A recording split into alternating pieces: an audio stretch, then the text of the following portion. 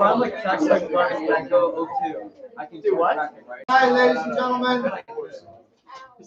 You are looking live. 28 Pittsburgh Street, Columbia, Ohio. Trey Jones. Room 306. This is where. Hello, Riley. We're live. This is where it all goes down. This is where the future leaders of America are honing their skills and learning about the greatness of the greatest, most prosperous free country in the history of the world. Did you say that? Yes. Did you hear that out there in cyberspace? This is the greatest, most prosperous free country in the history of the world. This is not heaven. The United States is not perfect. We're not saying it's perfect. We're saying it's the greatest country in the history of a sin-filled world, full of sins itself, but yet compared to all the other countries, all the other nation states throughout history, we are, if you look at the whole situation and you're comparing all of those places, there has been no place more free and prosperous than the place you are living in. Isn't that incredible? How blessed do you feel? I hope you feel very blessed.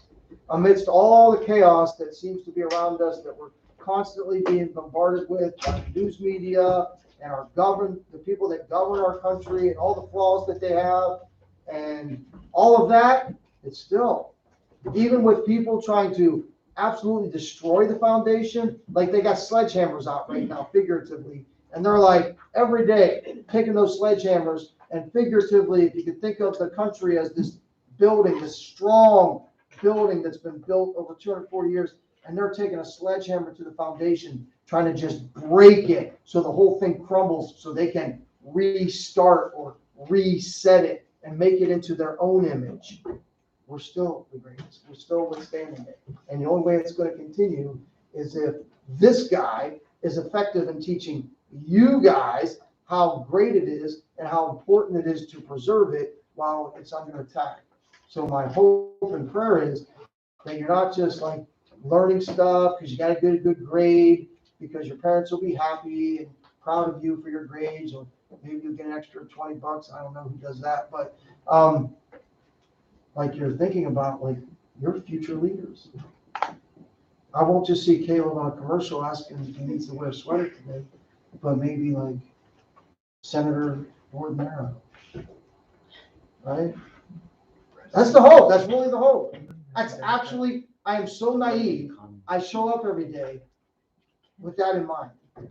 That's how naive I am. Am I naive? I hope you're shaking your head. No, no, Mr. Franklin, we got this.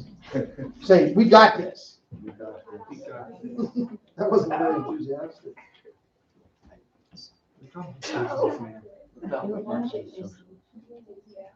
I could. The cancel culture would be awesome. Here, go Saturday. Whoops. Someday. All right. Real quick, just to review what we've done so far. Remember, we're setting up the 1920s by giving you the vocab first, switching it up a little bit instead of just jumping into regular note taking. These are words we're going to be using over the next week or so, and then into the new year. By the way, into the new year, like one week and 1 day, and we'll be. Do I smell like? What's for lunch? It's always the best. It must be sausage. I smell. Not quite bacon. It must be sausage. My favorite lunch is breakfast. Anybody else? Yeah, no. Anybody else their favorite lunch is when they have breakfast stuff for lunch? Yes. Are you talking about like when you wake up late and there's still breakfast? No, like no. Today's lunch. Yeah. You go to Bob What Evans about or breakfast something? for dinner? I wouldn't mind that. That's better than Breakfast breakfast. is probably my favorite. Like after church? Eggs, bacon, sausage. Bob Evans. All right, here we go. Cereal, even. Better than crab. All right. Any questions on this first screen? Is there anything up there that you're like, hey, I have a question about that. I'm interested in that because, like Mr. Franken just said, I'm not just occupying a seat right now. I'm not just faking giving him my attention because mommy and daddy said I should be respectful at school. Like I'm actually an engaged mind. I'm not just a blob in a desk. I'm actually engaged in what's going on. Like, hey, I would like to know more about that. Anything? Continuing installment buying. Did we get this far yesterday? How far did we get? Right there? Okay, so no questions on installment buying. Everybody's totally aware that's how the world operates. For the last 100 years or so, it isn't that I save my money and then I go buy something. The world operates now on, hey, I just go buy it and then I'll pay them a little bit at a time. And it ends up a win-win. Why? Because of the I word, interest, because they're willing to let me do that because that $2,000 incredible does everything refrigerator, I'm going to end up paying it over time closer to $3,000 for it, but that's okay because I don't have to pay the $2,000 right up front. I'm okay with making my budget when I make small payments on all these little things, and then I can have all those things right now. Does that make sense? But they win because they end up. It's kind of cool in a way, isn't it? If everything operates the way it should, I get to have the stuff now. I'm willing to pay a little more for it over time, and they are willing to lend it to me because they get more money than they lend to me. Right? We kind of like that society. I mean, it's enabled us to be more prosperous, enabled us to increase our standard of living, our way of living, rather than always having to save so that we can buy something or have to do without it, sacrifice and not have it. Does that make sense? That all started just 100 years ago. Any questions about prohibition, speakeasies? We talked about who's the most famous lobster of all time? Al Capone. Is Al Capone a product of Al Capone's evil, or is Al Capone a product of a stupid law? I knew I'd get somebody to say that. Oh.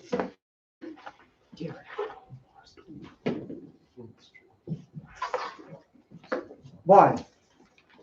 I can't stop.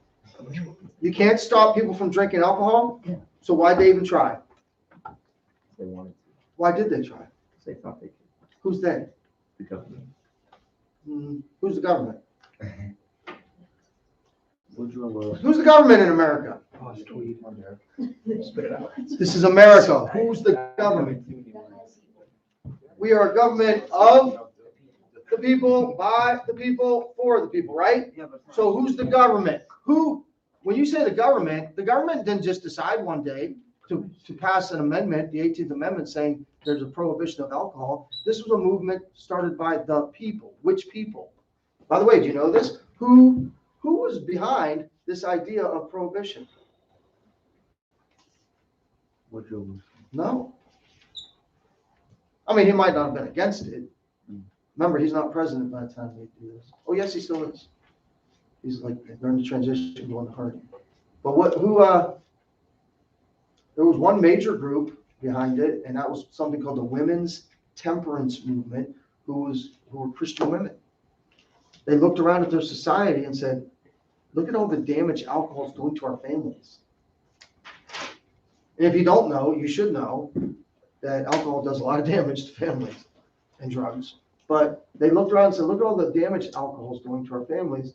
We need to protect our families from this evil known as alcohol that changes people when they consume it. It does things to people, and we need to change that. Is that a bad thing? Is that a bad thing, Derek? To want to get rid of that in your society that's damaging families, and women were looking at that as protectors of their families and wanting to preserve families. They said, we got to get rid of this alcohol. So the motivation behind it, would you say that was bad, Derek? But you still maintain that it was a stupid law? Because people are going to do it anyway.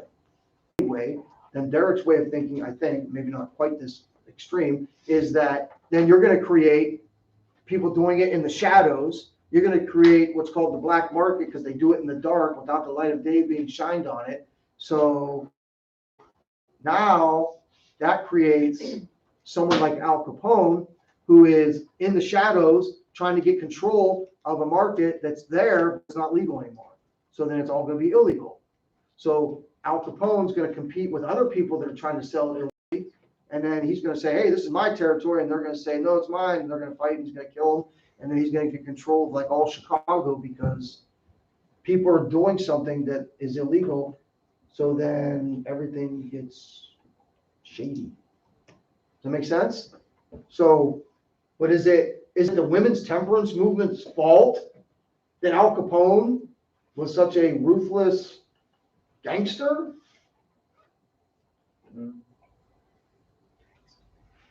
No? But there are people that would set it up that way. Like prohibition, they should have known it was never going to work.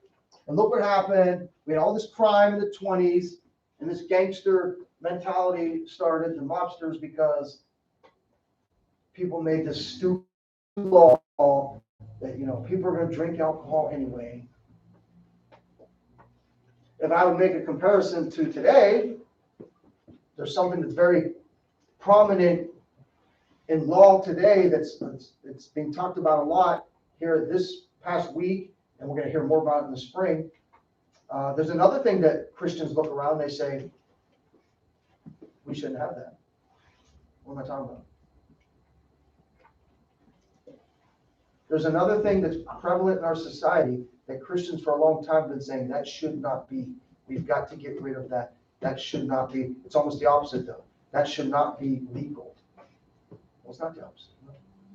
Alcohol shouldn't be legal. This should not be legal today. What is it? Y'all know what it is. Jade. Abortion. Abortion, right? And the Supreme Court just took up a case that there's a lot of people on edge that in the spring probably the Supreme Court's going to come down with a decision that some people are concerned that they're going to say the court decision called Roe v. Wade that made abortion legal in the country. Now, why do we have laws saying abortion was illegal when people are going to do it anyway? So is it our fault? Is it our fault that there used to be laws against killing babies in their mother's wombs, that women were dying and getting these infections because they were going to do it anyway? So is it the Christians' fault that there were even laws like that? You don't agree with that, do you? There's a difference there. As someone might say, the difference between those two things is alcohol affects just that person, where abortion, you're killing another person, right? You understand what I'm saying, Dina? Are you thinking? Are you deep in thought over there? Sure. So it's just something to think about rather than just learning stuff. Are you thinking, Serenity? Future leader, God bless you. Are you thinking, like, how are we going to handle these issues? My whole life, I was only 7 when they did this. I know nothing other than it's legal to. What? Like, you grow up and you're like, wait, what? You're allowed to, people are killing, like, babies in their mother's wombs. It's kind of bizarre if you think about it. And there's people that, like, not only say that it should be legal, like, they go out there and they're ready to fight. They're ready to, like, kill you if you're, like, saying that that's a bad thing to do. What? But how am I relating it to this? Because we started off with, was the things that happened in the 20s and Al Capone and the gangsters, who's at fault there? Al Capone or women's temperance movement that was wanting to get the evils of alcohol out of society? If the court overturns Roe versus Wade and it's not legal for each state to say abortion's illegal, if like Ohio can just say, nope, no abortions in Ohio. If that gets overturned, that's what'll happen. And then somebody in Ohio dies because they aren't going to a quote unquote hospital to do it or medical center to do it. Is that our fault? Because we didn't want it to be legal? See what I'm saying? Silence. But anyway, these are real issues that you'll have to deal with something similar, right? And I started my little monologue this morning with my motivational speech that you're the future leaders. How are you going to handle this thing? Speakeasies, of course, we said yesterday they were supposed to be secret. secret, Caleb? No. Do you think that there were cops, back then they called them cops on the beat? In other words, walking the streets, like back then it was more prevalent for a cop to be walking in a neighborhood. Some people think we should get back to that. A lot of people think we should get back to the policemen actually walking in neighborhoods, especially if there's crime, because like you get to know the cop, right? The cops get to know the people. Then there's not this big division. Don't we have a big division now in a lot of cities between the cops and the bad guys, right? Like they want to defund the police because they see them as the enemy. And when they see them as the enemy, then you're going to rebel against them. Does that make sense? So we want people to get back, cops back on the street. So the people that are prone to do rebellious things and commit crimes, they don't see the police as their enemy, as someone they want to rebel against. They see the police as their protector and their friend. Does that make sense? That sentiment? Well, back then you had police on the beat. Do you think a lot of them didn't know that there was these speakeasies? No. Try to put yourself in reality, right? They know these neighborhoods. So some of the police probably knew that this was going on, right? You have to believe that some of them did. So how did they continue? You could have had police that were like, this is a stupid law, and I'm not going to enforce it. That happens today, right? In the last year and a half, I've heard many sheriffs around the country. I've heard many police precincts that say, I'm not enforcing that mandate. There's been sheriffs that have gone and said just flat out, if our governor or if our mayor says that you have to have a mask in this place, they're saying we're not enforcing it. We're just going to look the other way. So if there was a policeman during Prohibition that said, I don't agree with this law, it's stupid, all it's doing is create, I just won't even, I'll just look the other way. And then is that good or bad? Or this, I think we'd all agree is bad. What if not just, I don't agree with the law, I'll look the other way, but hey, you can give me a certain amount of money and I'll look the other way. And I may not even look the other way. For a certain amount of money, I'll even protect your little speakeasy. Make sure no one finds out. Bootlegging, isn't there a show on TV that like glorifies bootlegging? Is there a show like on Discovery that's called Bootleggers something? Am I wrong? Nobody knows about it?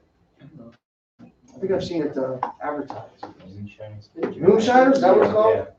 Instead of bootleggers, moonshiners. So kind of the same thing, right?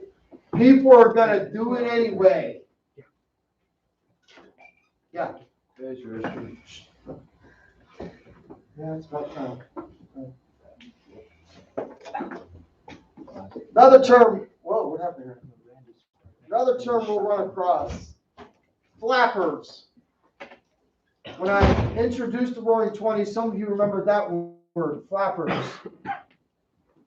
This idea that these young women who started to dress and behave radically, what do we mean? Like rebelliously almost, like, hey, I'm going against all the traditional norms.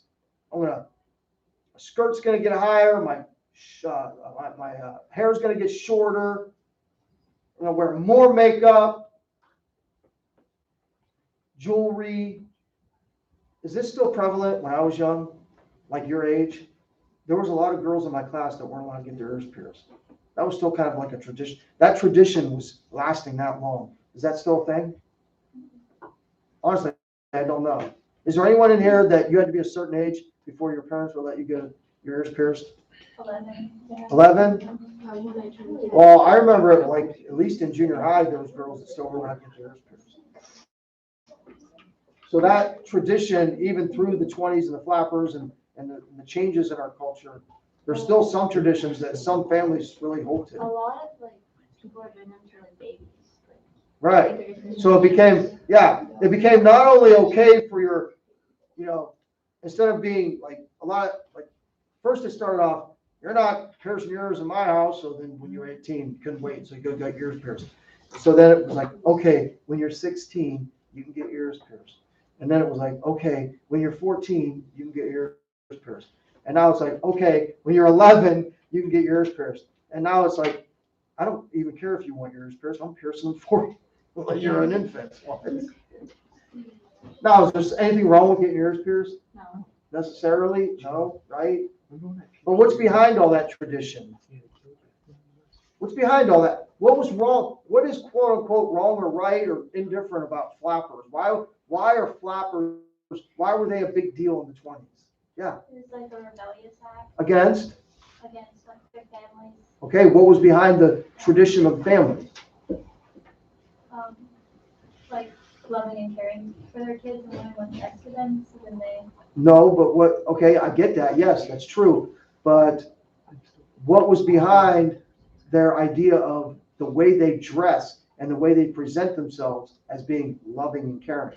It sets an image on the family. But what was behind that? What was the, what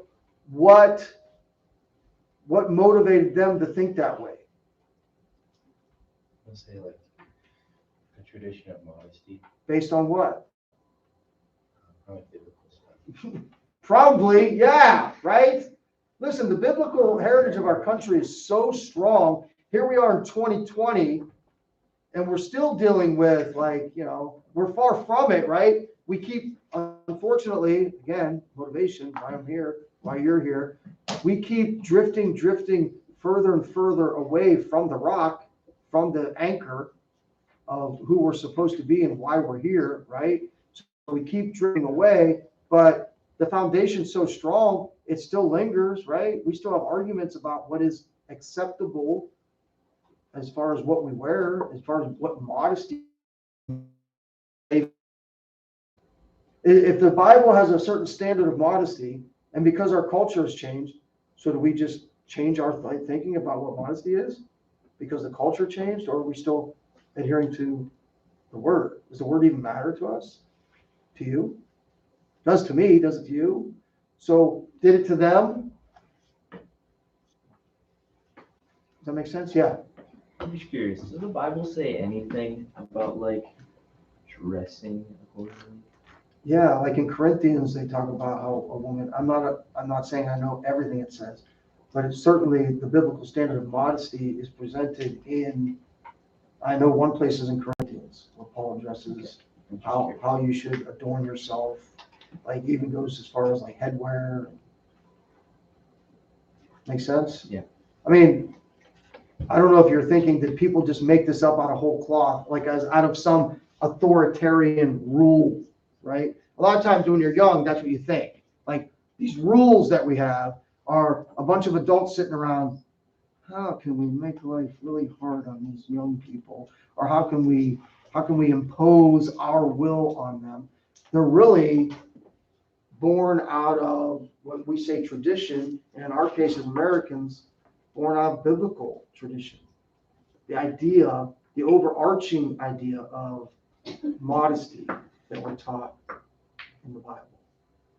And it goes even deeper than that because it's an emphasis on not the self, right? The big problem we have in 21st century America, more than they've had in my generation and more than my parents' generation is, again, we keep drifting, right? We keep drifting from the anchor, who is Christ, and that's what we live for, to we live more and more for ourselves. And my opinion matters more and more. So how I dress isn't your concern, it's my concern. Is it? Isn't it? If we go back where we're supposed to be and living according to our rock and our anchor, and who's supposed to be the one that tells us what is true about our modesty or how we dress, we wouldn't be having these conversations. Yeah. So they say stuff about like piercings and how you dress. Do they say stuff about like tattoos in the Bible? Okay, so it's in the Old Testament, and this is a Bible class, and I don't want to spend too much time on it because I think you all spent a lot of time talking about how people dress already this year.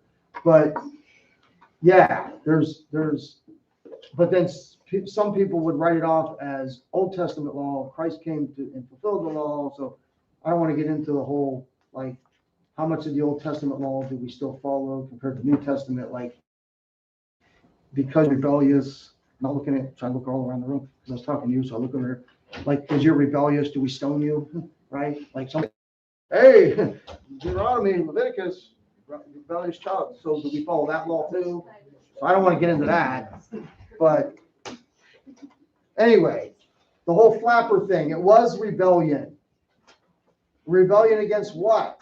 Or a need, a desire to be more individual, which is kind of American, right?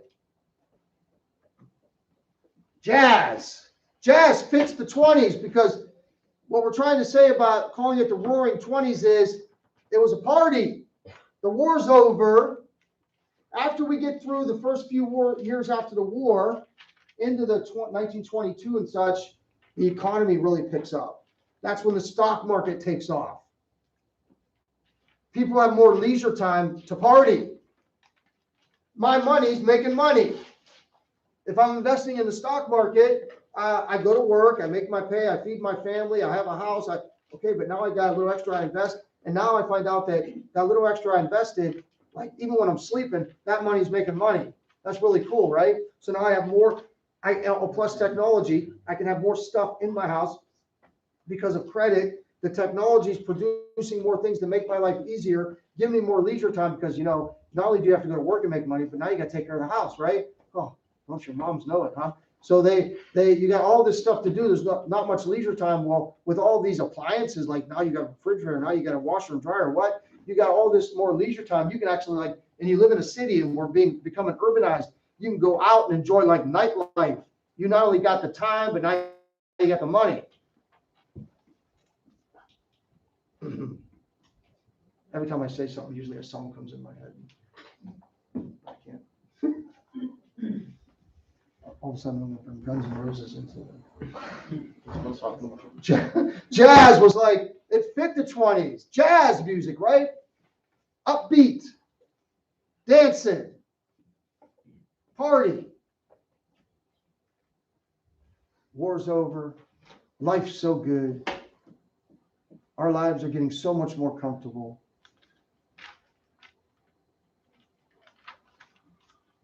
Throw away that washboard. Put your clothes in this washing machine. No more going and scrubbing the clothes on the washboard. Putting your food in a refrigerator that's in your house, instead of, how much time would it take each day to make sure your food was preserved? Or what happens if the Iceman didn't show up that day? Yeah, the Iceman. Like someone would come in a truck and deliver ice so that you would have ice at your house to preserve your food. That would take up some of your day, right? Now you have a refrigerator. You can put your clothes in a machine instead of all the hours it would take to scrub them on a washboard. This kind of seems out of place, but this is a word we'll come across, expatriates. An expatriate is a person who is an American, but they go to live somewhere else. Funny enough. I gotta check the time.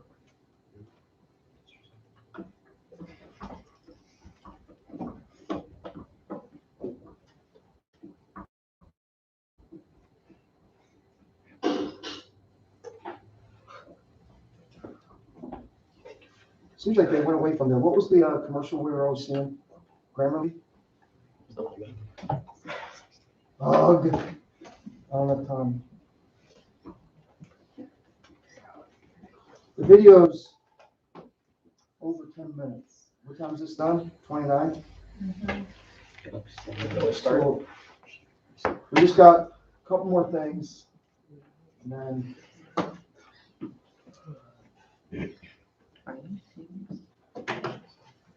we'll start tomorrow with the video. So we got expatriates, and then we got this, the Harlem Renaissance. This is a major thing that happens in the Roaring 20s. And it seems like, again, that might be something that seems out of place, talking about all this fun and all that stuff. The Harlem Renaissance is important because it's a time where 2 generations after slavery, think about it, for 200 plus years, 250 years, that African Americans were on the continent, were in this place we call today America. They were oppressed, they were enslaved, right? They had no outlet for their creativity. They weren't even taught to read and write. So now when we get to the 20s, we're beginning the 3rd generation. We're 2 generations after slavery, where black people have been kept down, weren't even educated.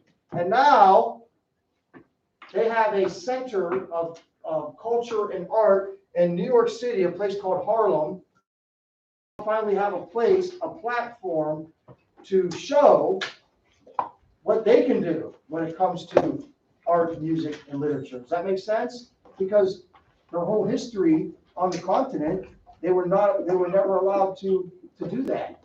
And in the 20s, that's another positive of the 20s, that they are given a platform, and we are able to enjoy art, music, and literature from not just white people, but from black people as well. We still enjoy it today, right? Think of all the artists, and music, and actors, and that we enjoy what they do, which they never had the chance to do till the 20s, really, where they were given this platform in Harlem. Harlem is in New York City.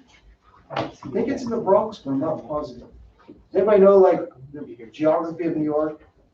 You know, New York City is one huge city that's divided into different boroughs. Have you ever heard that word before? Can you name one besides the Bronx? Manhattan. Manhattan.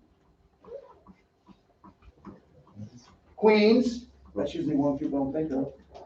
The Bronx, Manhattan, Queens, what, McKenna? Brooklyn. One more. 5 boroughs. Now, wait, it might be too long. Wait, is Staten Island considered their own? No. Then there's Long Island. You have Brooklyn, the Bronx, Queens, Manhattan, Staten Island, and then Long Island. Anybody ever been there? No one in this room has been to New York City? Where'd you go, Manhattan? You know which part you're in? You're just like, we do it like Times Square. And all the things you see on TV, like big Sony screen. Central Park, did you go there? Did you feel safe? You don't remember if you felt safe? When was it?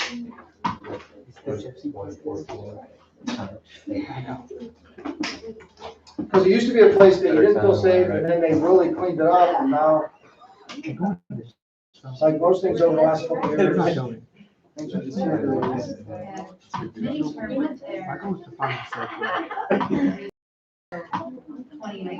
That is something. It's like Before they wanted to. Look at it whenever you say it. It's funny. Make eye contact.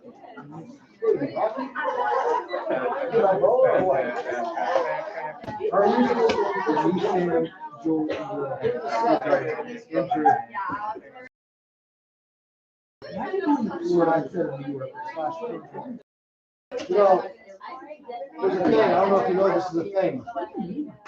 Kids in Pennsylvania, this is a general statement. Slider, kids in Ohio are more popular than football. I agree. Did you know that was a thing? Well, I feel like Ohio is all curveball. Like, no one teaches us flying. And then the kids that come over from Western Pennsylvania and they play at sea, more of them are sliders. Yeah, because I feel like everyone just It seems like to be a phenomenon. they just teach you a fastball and a curveball. No one teaches you a slide. Like, I don't know. Wait, that's the way. Ask him who made the Statue of Hey, Mr. Liberty. Franken, who made the statue of Liberty? Who made that? But like, Who's the designer?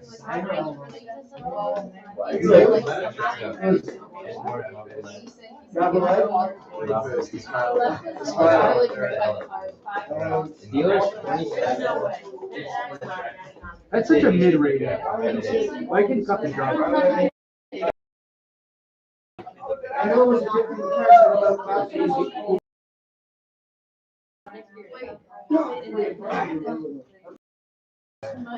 It was the national. You caught me. I didn't watch That's such a that. realistic sport. So unrealistic. Wow. He was like, the Vikings just lost the It is. The Vikings just lost to the Lions. It's just they can't beat the Lions. So the Steelers did tie. I'm looking at your invitation. You still make the playoffs. Yeah, they can. Yeah, they can. I literally saw on Bleacher Report. No. I ride with 5. Well, yeah, but you got the statue itself, and you got Hey, you have to cross your lunch and my family. And then I didn't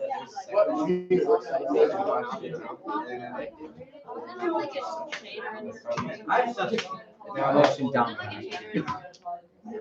like That place is really high. There you go. I mean, I've studied this runner up for like 2 years now. I know every move. That was the yoke of tyranny. When I joined the pony for Youngstown, I would well, the Puerto Rico team or who'd you lose to? Browns? They wanted the scouting report on their side. I raced this like a pro. This They is gonna gave be the enemy the this statue, is gonna be not only on your local team, but I'm gonna